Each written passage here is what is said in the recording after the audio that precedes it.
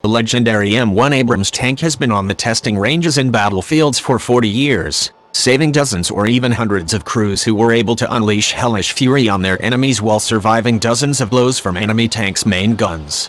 It's all thanks to American and British engineering that has stood the test of time.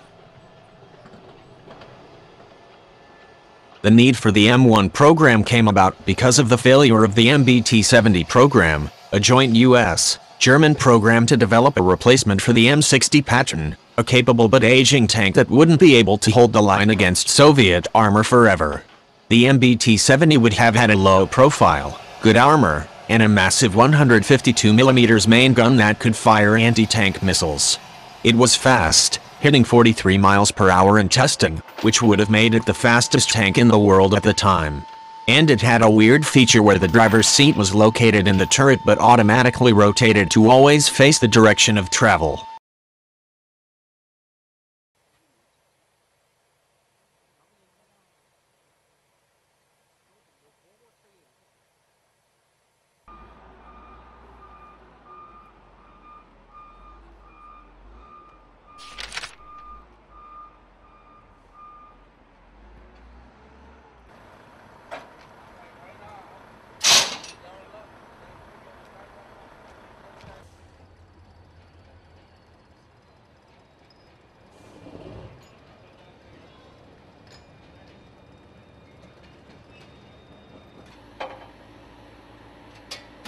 But for all its bells and whistles, the MBT-70 had a lot of problems. It was too heavy to use most of the armored infrastructure then available in Europe, including recovery vehicles and bridges. It cost more than originally planned, too.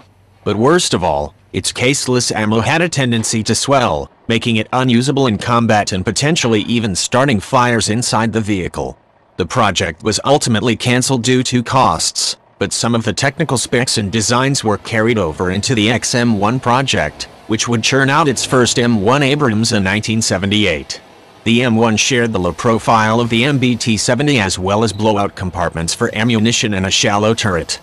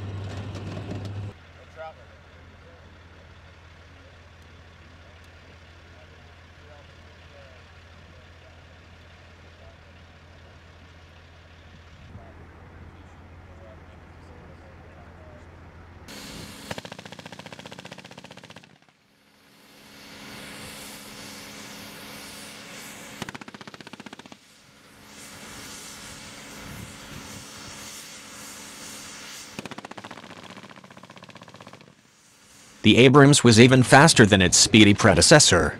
On paper, it was slated to peak at 45 miles per hour, but in capable tankers' hands, it was a little faster.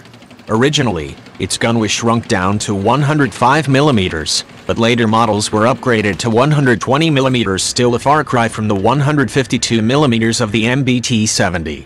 But with sabot rounds controversially made from depleted uranium, it still had enough power to punch through nearly anything. Even modern explosive reactive armor has trouble with sabot. But the most revolutionary upgrades that the Abrams brought to the table are in the armor and engines. The armor is Trubham armor that Britain quietly revealed to the US while it was developing the Abrams. It is, essentially, a layered sandwich of reactive plates encased in metal with elastic layers underneath. It provides great protection against high explosive rounds, kinetic energy penetrators, and armor-piercing rounds. The initial Abrams was so popular with tankers that they gave rave reviews in 1982 to a visiting writer and bragged that the tank would remain contemporary for at least 10 years, 30 years after that article was published. The notion seems cute.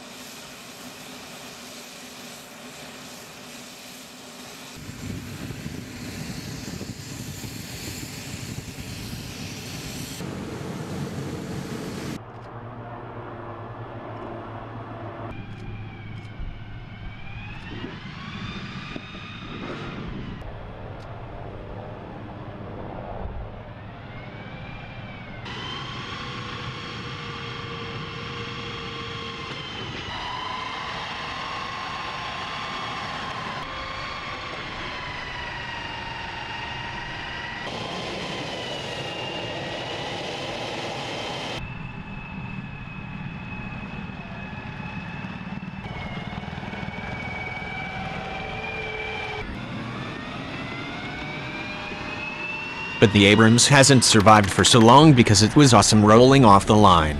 The tank has been upgraded every few years since its debut. It has received not only a new gun, but improved optics and a better powertrain. And those are just the upgrades implemented before the 1990 Gulf War. Since then, everything from the ammo to the armor to the electronics have been upgraded. It can power its computers without running the high-consumption turbines. Its formerly vulnerable gas tanks are now better protected, and it has defenses against IEDs and large anti-tank mines.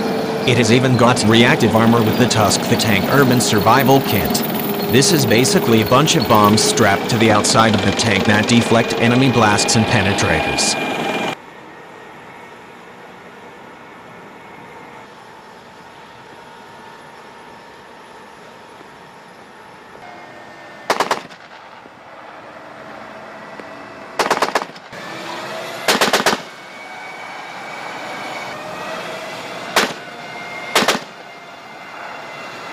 The newest Abrams variant, the M1A September 2nd V3, actually improves the tank so much that it's still at the top of a lot of best tank lists, even among experts, mostly thanks to sustainability and reliability upgrades, but also thanks to a new round designed to defeat enemy reactive armor.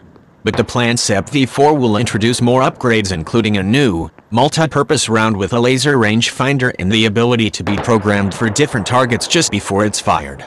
The Army is looking at finally, possibly, moving on from the M1 Abrams after the SEP V4 upgrades. The argument is that there are new tank designs, like the Russian T-14 or Chinese Type 99, that the Abrams cannot stay ahead of, and so a new design from the ground up should be fielded.